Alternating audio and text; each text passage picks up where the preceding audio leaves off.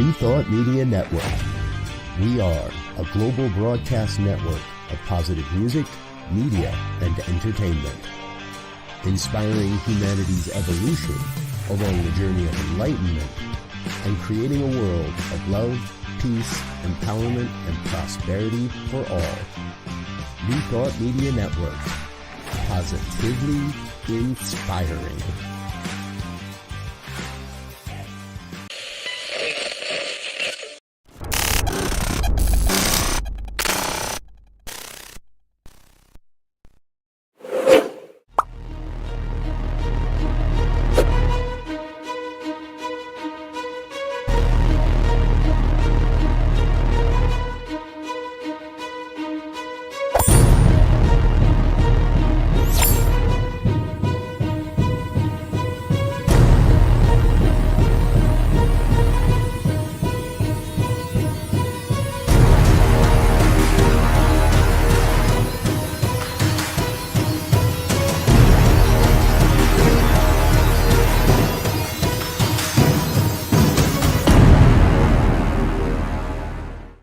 And hello again, dear ones. Dr. Robert with you on a Friday evening. It's 5 o'clock on the Mountain Time Zone, and that means it is time for the good news. That chance I take every week to share some of the good news stories that come across my desk, and I tell you, there's plenty more that we don't get to every week, but we try to make sure we get to as many as we can. So thank you again for being with us tonight. Now, many of you know we get most of our stories over at the goodnewsnetwork.org. Please feel free to drop onto their website, give them some of the love and attention they so richly deserve as well. All right, first up tonight, East Palo Alto, California. Congratulations. What was at one time labeled a murder capital of the United States now has a murder rate of 0. Yes. All the way from 1992, so just over 30 years. And they brought the murder rate down to 0. Now, in 1992, there were 42 homicides for a population of 24,000 people. That has continually decreased. Following the 1992, the city closed out the decade with only 1 per year, where homicides climbed back into the teens. And then between 2000 and 2023, they averaged only 7. 2023, they reached the 0 number. Right on. I tell you, folks, you got, and to me, this is good news. No matter where it is, people coming together. And in this story, much of the success is due to the people of the community taking charge and stepping in and creating a partnership that allowed for people to take more interest in each other and watch out for each other. I think that's the good news, no matter how you look at it. Here's another story I found that I really enjoy, and it's we've reported on other stories like this before. And as I looked back in the archives, we actually reported on this story back in 2019 when this program was really just a once a month podcast. The company is called Community First Village. It's located in Austin, Texas. The property currently holds 100 RVs and 125 micro houses. Now, the community does include gardens, beehives, workspaces, playgrounds, much like the story we reported on last week or in the beginning of the year. That was one of our highlight stories from 2023. Now, here, residents are required to make some payment towards their living arrangements. That's usually between $200 and $500 a month, which is what many of them can actually afford. The village was created by the Mobile Loaves and Fishes charity in 2014. However, we're focusing on the story tonight because they're breaking ground on a new portion of the community, eventually going to be able to house over 2,000 people in an expanded effort. In the fall of 2022, the mastermind behind both the charity and Community First broke ground on an adjacent site that will take the number of tiny homes to 2,000, designated by and designed by an architectural firm that did all the work pro bono, making these an energy efficient homes as well. Right on. Love seeing the tiny home movement continue to grow and expand, and good work here in Austin. And then, now let's be real, it took time. They've been doing, it's not like they're brand new at this since they started in 2014. They've got 8 years experience, 9 years now of experience moving in, and it's good to see the expansion as well. All right. Now, here's a story that really piqued my interest. You know how we like to describe and talk about other advances in health and wellness and medicine. And well, we reported on Ibogaine before. However, there's now a new study out that was done with war veterans, specifically suffering from TBIs and having extreme PTSD experiences. Ibogaine is a naturally occurring compound found in the roots of an African shrub, the iboga, and it was found to be successfully improve functioning in PTSD, also relieve depression and anxiety in military veterans. The new study is published in the January 5th edition of Nature Medicine. It does include detailed data for over 30 veterans of the U.S. Special Forces. Dr. Nolan Williams, part of the study, said no other drug has ever been able to alleviate the functioning and neuropsychotic symptoms of traumatic brain injury. The results are dramatic, and we intend to study this compound further.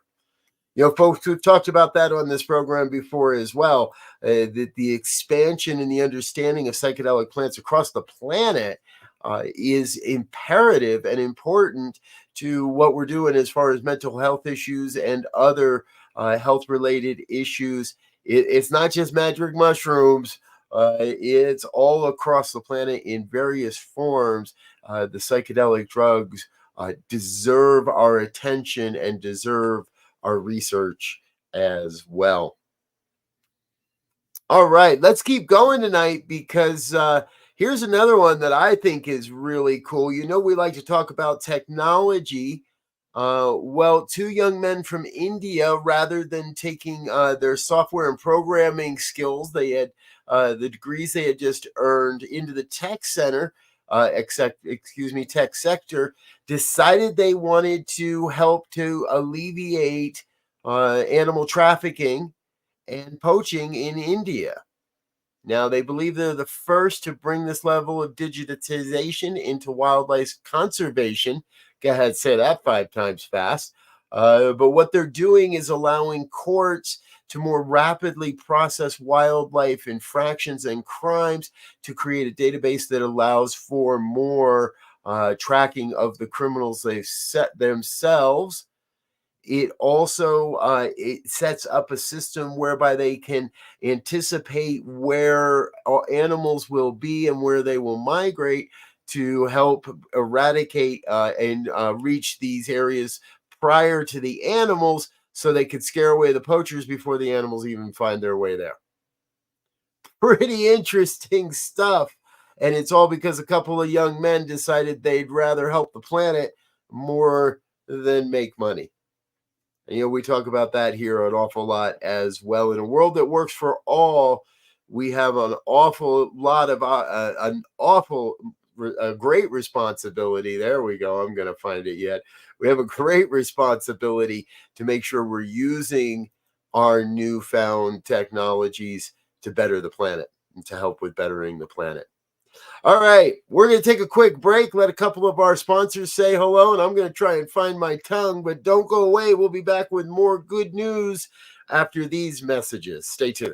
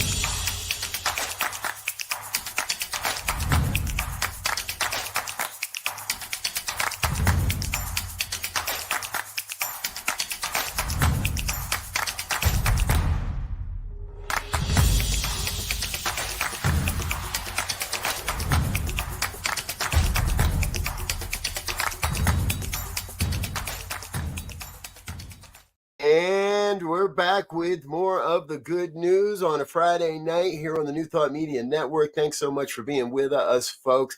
Hey, if you hear of a good news story you think we should cover, please send it in to us. Good news at ntmedia.org. Or perhaps you know somebody that'd like to come in and be a guest presenter, share a good news story that they've learned about here live on our broadcast. Again, just send us an email, goodnews@ntmedia.org. All right, let's get back into it. You all know how much I love a good animal story. Well, here's one out of Krakow, Poland, because, well, we live on one planet. And here's the truth, the climate's changing all across this planet. And even in Krakow, they're experiencing some incredibly cold weather. And what's happened is in this specific instance, the animal shelter has a lot of outdoor kennels. Well, with temperatures expected to reach -5 last week, they put out a call to have people rush forward and support these animals by being temporary foster homes. Well, many of those turned into permanent homes. The team was able to shelter over 100 canines in either permanent or temporary homes through this recent cold snap. One participant, Ms. Paniola, said, "I saw an ad for winter action on my boss's story, and I've been talking to my mom about owning a dog for a long time. This freezing cold gave me such a kick to act that while sitting at work, I thought, if not now, then never." And this is what it takes, folks, to create a world that works for all life is simple acts of kindness and easy acts by each and every one of us in whichever ways we're called. Not everybody's called to adopt a dog, but if you are, or perhaps a cat, no matter what it might be, if you're called to help, then please go out and help. And hey, I found another dog story that, these are the kind of dog stories I love to see. I want to introduce you to Kobe. Kobe's a 4-year-old husky owned by Chanel Bell. This all happened over in England. And I said England. This happened in Philadelphia just prior to the Christmas holiday. The family had moved into the property not long before and then noticed that Kobe was digging in one specific area of the garden. He kept doing that and got deeper and deeper and deeper. Now, Chanel had a gas leak in the house even earlier in December, so she happened to have a meter on hand, went out and measured the gas level in the hole that Kobe was digging, and yes, it was off the charts. Called the local gas company there in Philadelphia. They came right out and said, "Oh my gosh," and turned everything off. The locals are saying that Kobe is a hero, that this could have resulted in a large catastrophic failure for the entire community and blown up numerous houses. Good work, Kobe.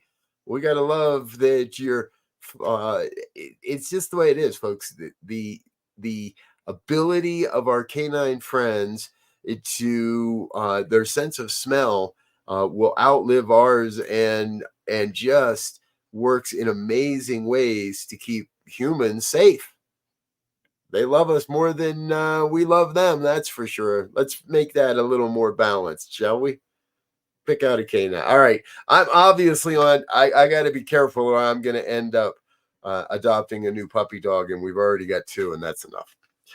Let's keep it moving, folks. I've got another story, and I saw this one, and I thought to myself, wow, I didn't know this wasn't already a part of the infrastructure of the Golden Gate Bridge, but just recently, this past month, they finished a suicide prevention netting that is now part of the Golden Gate Bridge. This suicide deterrent system is also known as a safety net, and it's obviously there to catch people that attempt suicide by jumping off of the bridge. On average, 30 people or more die from suicide here each year.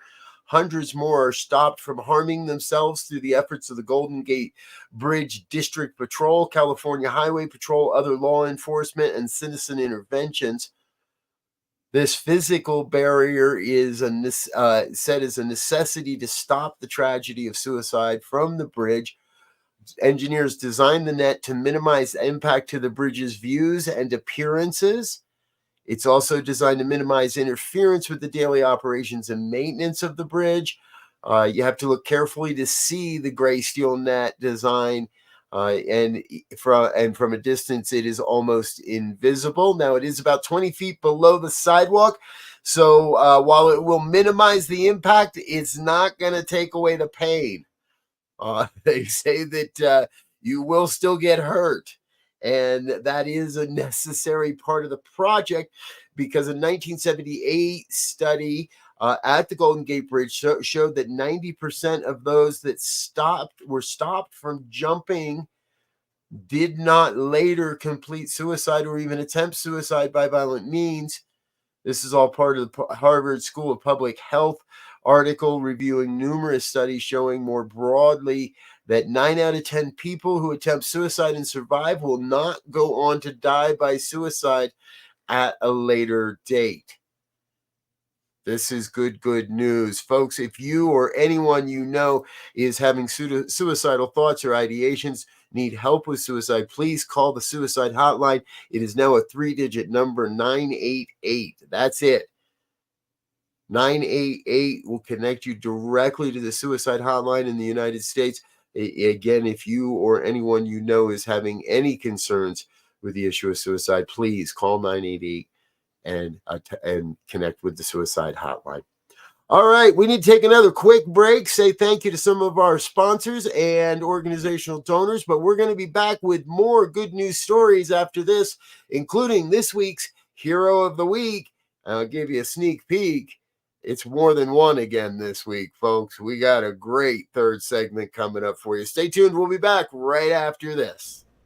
Please help us say thank you to our organizational sponsors, including the Hepperlin Foundation, Affiliated New Thought Network, International New Thought Alliance, Science of Mind Archives and Library Foundation, Center for Spiritual Living Denver, Center for Spiritual Living Midtown, New Thought Philadelphia, Planned Happiness Institute, Summit Center for Spiritual Living, One Heart Retreats, Center for Spiritual Living on the Lake, Unity Spiritual Center, Kitchener, Om Center for Spiritual Living, La Mesa, Satya Center, Center for Spiritual Living, North Jersey, Unity of Savannah, and Center for Spiritual Living, Seattle, as well as all of our individual donors. Thank you for making New Thought Media Network a place to be. Please come be you. And remember, like, share, and subscribe. New Thought Media Network, positively inspiring. Yes, thank you to all of our organizational sponsors and individual donors. It is thanks to your efforts and your willingness to financially support this network that we're able to continually share the New Thought message across the world. We've got some great ways we're looking at doing that in 2024 as well. We'll tell you a little bit more about that in just a few moments. However, before then, we've got some more good news. And as you know, in our final segment, I always like to look at some of the heroes of the week. And they come to us in all forms and from all kinds of places. Now, let me ask you this. Imagine, if you would, losing your wallet or your purse while you were out on the town for an evening. I think we've all either had that experience or don't want to imagine that experience. Well, that happened recently for a woman in England.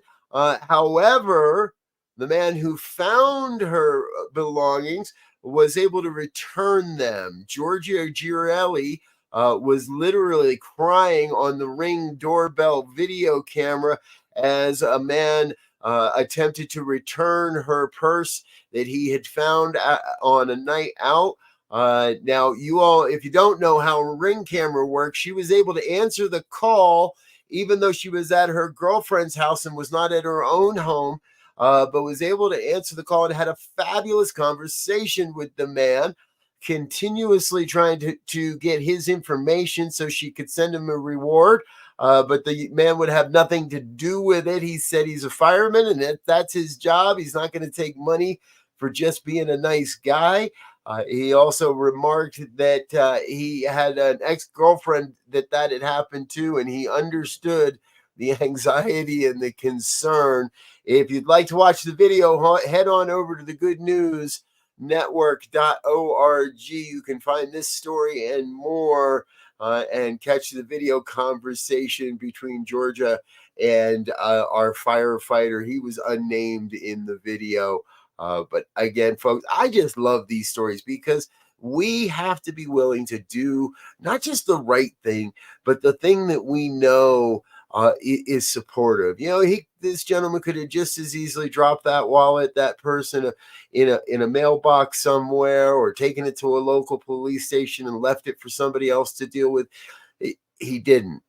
And he even tried to stuff the wallet through the mail slot in her door. It wouldn't fit, so they left it in the garbage can for her to pick up later. It goes to show that there are good people all around, and that knows no boundaries, and it knows no heart. And when it comes to the animals as well, another great story I found, and this one out of Mongolia. A farmer came across a pregnant horse that had fallen into a hole and was trapped in deep snow. From the looks of it, the horse must have struggled for hours.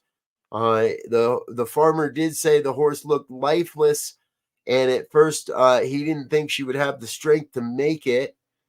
He got a bunch of friends, some rope, and a traco, and was able to hoist the horse out of the hole and towards safety.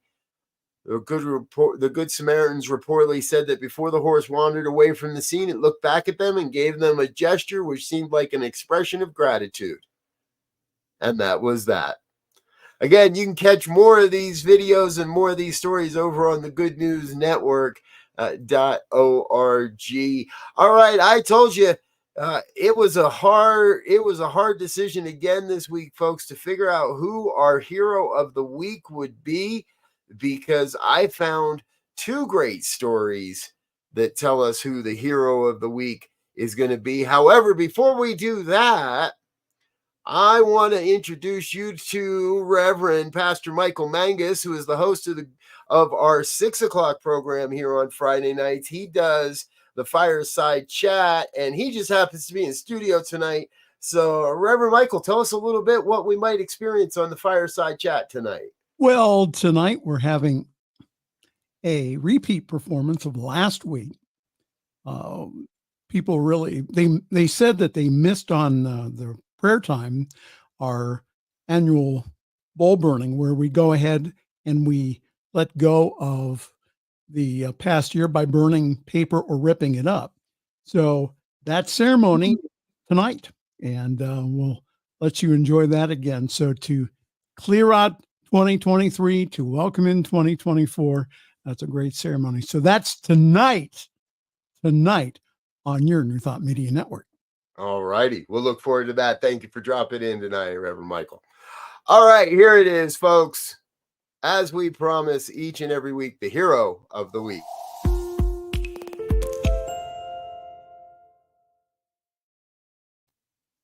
First up, a pair of British vacationers were saved from drowning by two Canadian teens who happened to be on the same beach at the same time and happened to be excellent swimmers. Emma Bosserman, 14, and Zoe Merklesik, 13, were both trained competitive swimmers for many years.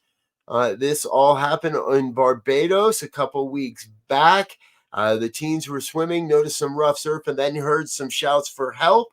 They were able to locate a couple, husband and wife, about 50 feet out. Now, they were caught in a riptide. The teens were able to get to the woman and get her out of the riptide. The husband was being pulled further and further from shore. And the wife said, save my husband. That is a 60-year-old, and they were able to get to him with their boogie boards. And after a very long and hard swim, we're able to get the man to safety. Please remember, folks, if you're ever caught in a riptide, don't try to swim straight back to shore. You got to swim parallel to land and on an angle back towards the shore. However, in this case, Emma and Zoe, you share our Hero of the Week award. And you share it with another story coming from England, this time in Birmingham. A hero dad saves a woman and her 3-year-old daughter after the car they were in was being swept away by a flooded river. Liam Stitch can be seen in a video climbing over a bridge to help a woman who is screaming in her car. Now, what happened is the car got caught in floodwaters. Liam was able to get down to the car, convince the woman to roll down her window and hand him her child. He was able to get the child to his girlfriend who was on the bridge, and then Liam sprinted off to his truck, came back with ratchet straps, and strapped the car up to the bridge, keeping the car from getting pulled underneath the bridge. He was then able to smash the back windows and help the woman to safety. My gosh, golly gee, and all in the middle of a raging rainstorm. Liam says he's not a hero. He just did what his instincts told him to do. Liam, we think you're a hero. And we want to thank you, sir, for being selfless and getting into the fray and supporting and saving 2 lives. Good, good, good. All right. Hey, folks, we need to get out of here and wrap this up for a Friday night. But again, come back and join us in just a half an hour for the Friday Fireside Chat with Reverend Pastor Michael Mangus. We'll be back here on the New Thought Media Network with our evening prayers at 8:15, and then back again tomorrow morning with morning prayers at 8:15. And we've got our brand new series, our brand new version of our Science of Mind and Spirit Saturday morning conversation series. Happens every Saturday morning. Tomorrow morning, Reverend Dr. Victoria Bomberry will be sharing with us about the thing itself. I'm Dr. Robert, and I'm going to get out of here for now. I do again want to thank you for being a part of what we're doing here on the New Thought Media Network and being with us each and every Friday.